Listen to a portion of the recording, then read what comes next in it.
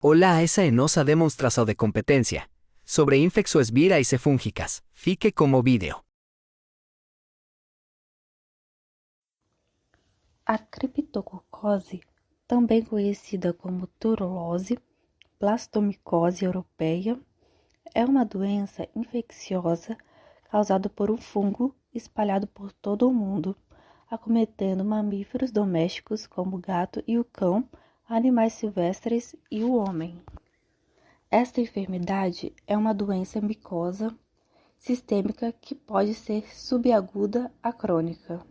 O agente etiológico dessa doença é o Cryptococcus neoformans, que está presente em frutas, mucosa oronasal de animais, pele de animais e seres humanos, e principalmente no solo contaminado por excretas de aves, permanecendo viável por até 2 anos. Esse fungo pode ser encontrado principalmente nas fezes do pombos, sendo por isso essa infecção conhecida como doença do pombo. A inalação de esporos ou leveduras do fungo pode resultar na criptococose e afetar principalmente pessoas com sistema imune enfraquecido.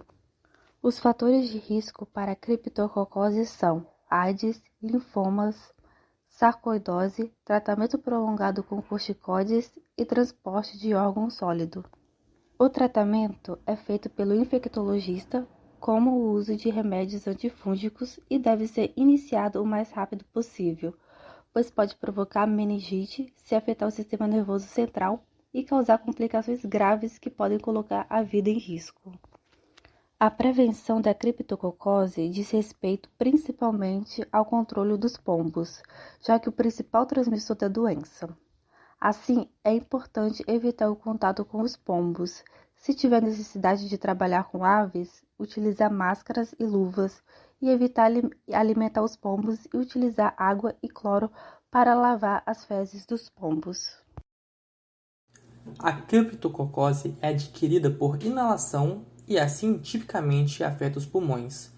Muitos pacientes apresentam-se frequentemente com lesões pulmonares primárias, assintomáticas ou autolimitadas. Em pessoas imunocompetentes, essas lesões pulmonares isoladas algumas vezes se curam de forma espontânea, sem se disseminar, até mesmo sem terapia antifúngica. Após a inalação, o criptococcus pode se disseminar frequentemente para o cérebro e para as meninges, tipicamente se apresentando com lesões intracerebrais, multifocais e microscópicas. Granulomas meningeus e lesões focais maiores no cérebro podem ser evidentes. Embora o comprometimento pulmonar raramente seja perigoso, a meningite criptocócica é potencialmente fatal e existe um tratamento agressivo. Lesões focais de disseminação também podem ocorrer em nódulos subcutâneos, em extremidades de ossos longos, articulações, fígado, baço, rins, próstata e outros tecidos. Com exceção das lesões cutâneas, essas lesões geralmente causam poucos sintomas ou nenhum sintoma. Raramente, pielonefrite ocorre com necrose da papila renal. Os tecidos envolvidos contêm tipicamente mastas císticas de leveduras que parecem gelatinosas por causa dos polissacarídeos capsulares criptocóccicos acumulados, mas apresentam alteração mínima ou nenhuma alteração de inflamação aguda, em especial no cérebro. Sinais e sintomas da criptococose. No sistema nervoso central, como a inflamação não é extensiva, a febre geralmente é baixa e pode estar ausente, não sendo comum haver meningismo. Em pacientes com AIDS, a meningite por criptococcus pode produzir mínimo ou nenhum sintoma, mas dores de cabeça frequentes ocorrem e às vezes estado mental alterado lentamente progressivo.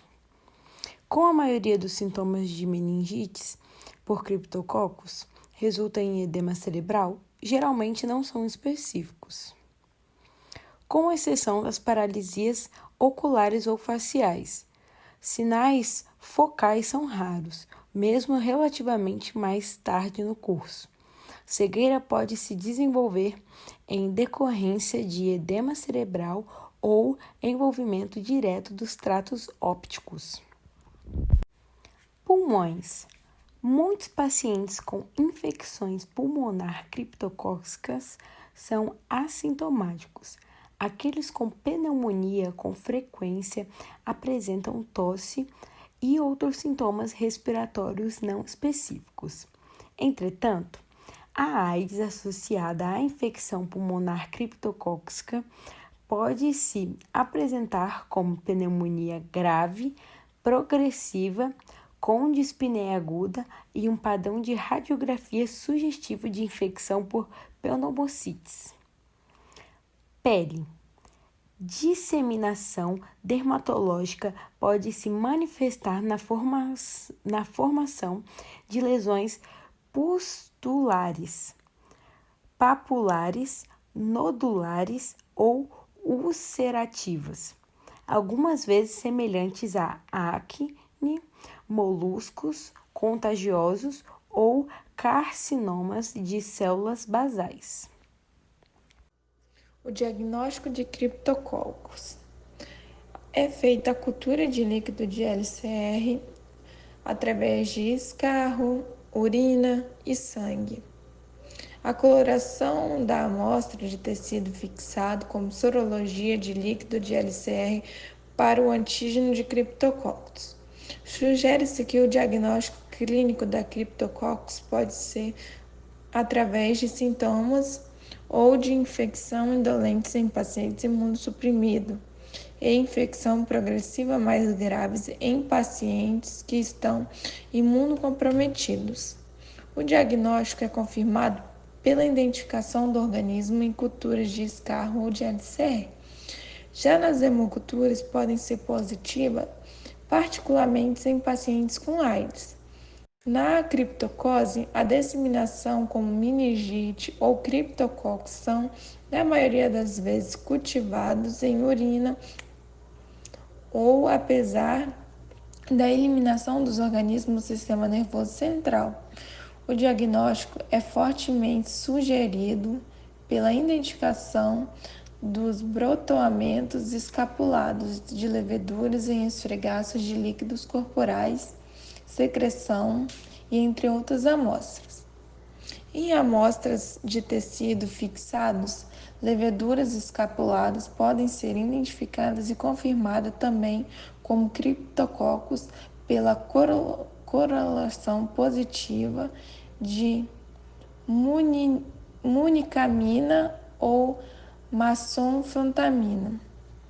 A proteína elevada no líquido de LCR é um plexotes de células mononucleares, são habituais por meningite de criptococos.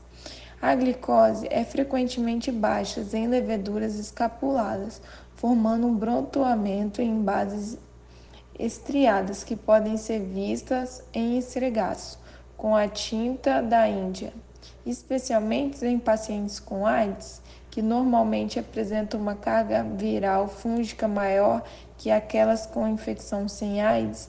Em alguns pacientes com AIDS, os parâmetros de líquido LCR são mais normais, exceto em presença de leveduras na preparação da tinta de Índia.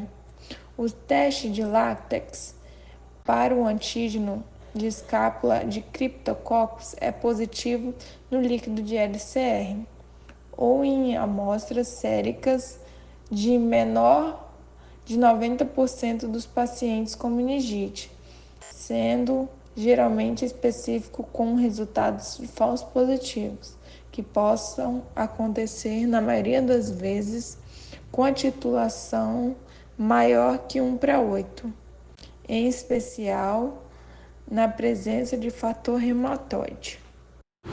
O tratamento da criptocose depende da gravidade da infecção e pode ser dividido em duas fases principais: o tratamento da fase aguda e o tratamento da fase de consolidação e manutenção. O tratamento da fase aguda inclui a anfotericina B mais flucitocina.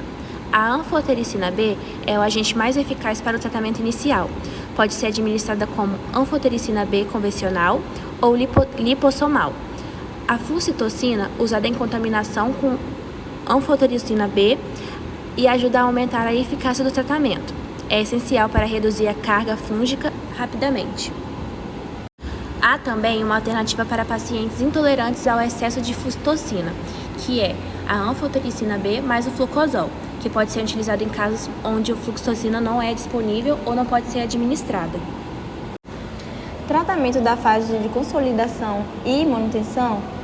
A consolidação o fluconazol é o agente de escolha para a fase de consolidação.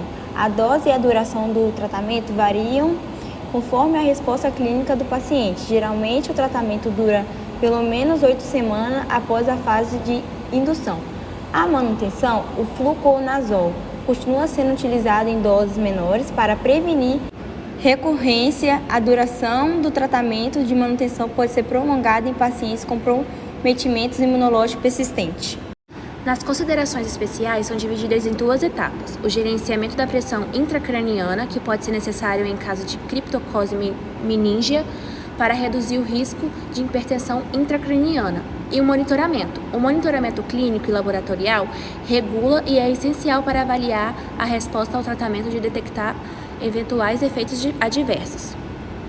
O prognóstico da criptocose depende da resposta ao tratamento e do estado imunológico do paciente. Paciente com sistema imunológico comprometido tem maior risco de complicações graves, e é importante que o tratamento seja individualizado, conforme a situação clínica de cada paciente, sempre com acompanhamento médico adequado para os ajustes conforme necessário.